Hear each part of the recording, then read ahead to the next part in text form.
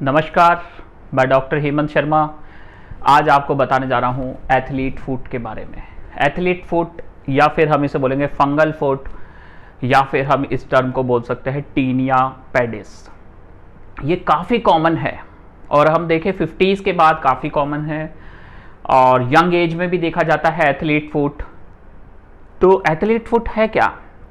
जो पैर होते हैं, पैर के बीच में, दो फिंगर्स के बीच में आपके कट सा लग जाता है, स्किन उतरने लगती है, वहाँ पे आपका ब्लिस्टर हो जाता है, पानी बनने लगता है। ठीक है, तो ये क्यों होता है?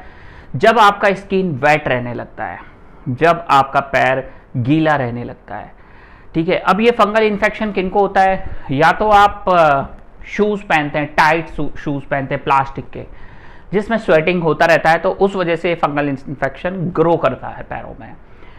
उसके अलावा जैसे आप शावर यूज़ करते हैं, तो शावर में जैसे कोई टीनिया पेडिस वाला पेशेंट ने भी वो शावर यूज़ किया और आपने भी वहाँ यूज़ किया, तो उससे ये आपको भी हो जाता है पैरों में। ठीक है, तो ये हो गया टीनिया पेडिस। उसके अलावा वीक इम्यून सिस्टम है, स्टीरॉइड्स ले रहे हैं, डायबिटिक है, ठीक है, या फिर रिकरेंट इन्फेक्शंस आपको होते रहते हैं, तो ये टीनिया पेडिस की वजह से होता है। पैरों में पानी आना, सोल में भी इन्फेक्शन हो जाना, कई बार जैसे उस इन्फेक्शन को आपने खुजाल लिया हाथ से तो वो हाथों में भी आ गया, फिंगर्स पे। कई केसेस में वो इन्फेक्शन नेल्स में भी चला जाता है, नाखून में भी चला जाता है।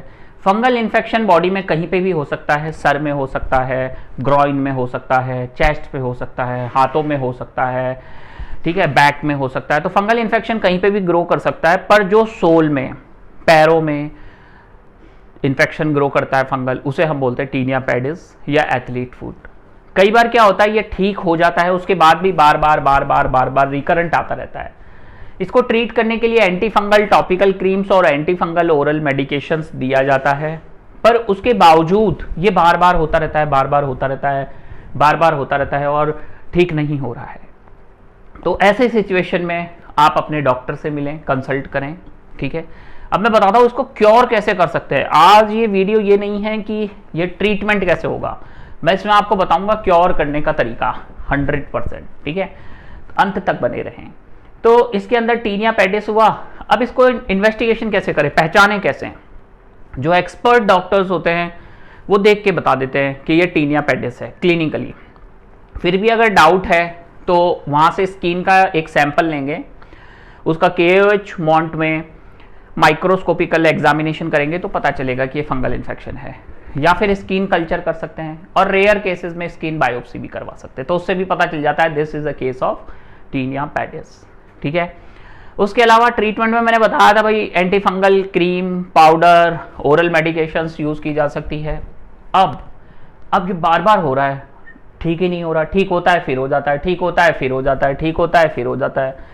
तो इसका मतलब वर्क करना पड़ेगा कि आपको कहीं शुगर तो नहीं है, आपको कोई हार्मोन डिस्टरबेंस तो नहीं है, आप कोई ऐसी दवाइयां तो नहीं खा रहे जिनकी वजह से आपको ये टीनिया पेडिस हो रहा है, या फिर आप पब्लिक टॉयलेट्स तो यूज नहीं कर रहे, या आप जूते अच्छे तो नहीं पहनते, या आपको कोई न्यूट्रिशन डेफिशिएंसी तो नहीं है, क्योंकि nutrition always play a role आपके इन्फेक्शन को ठीक करने में। अगर आपका न्यूट्रिशन स्टेटस ठीक नहीं है तो आपको रिकरेंट इन्फेक्शन होगा।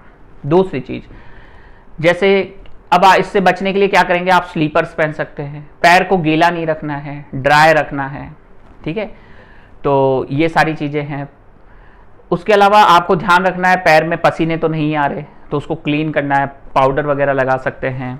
ठीक है, और इसको क्योर कैसे करें, क्वेश्चन ये आता है। तो मैंने बताया था न्यूट्रिशन सपोर्ट है, थोड़ा सा पैर को ओपन रखें, सॉक्स वगैरह कम पहने इसमें, है ना, पैर ओपन रहेगा, एटमॉस्फेयर एयर के एक्सपोजर में रहेगा। बहुत देर तक शूज ना पहने, बहुत देर तक जूतों का ना पहने, ये क्योरेबल है।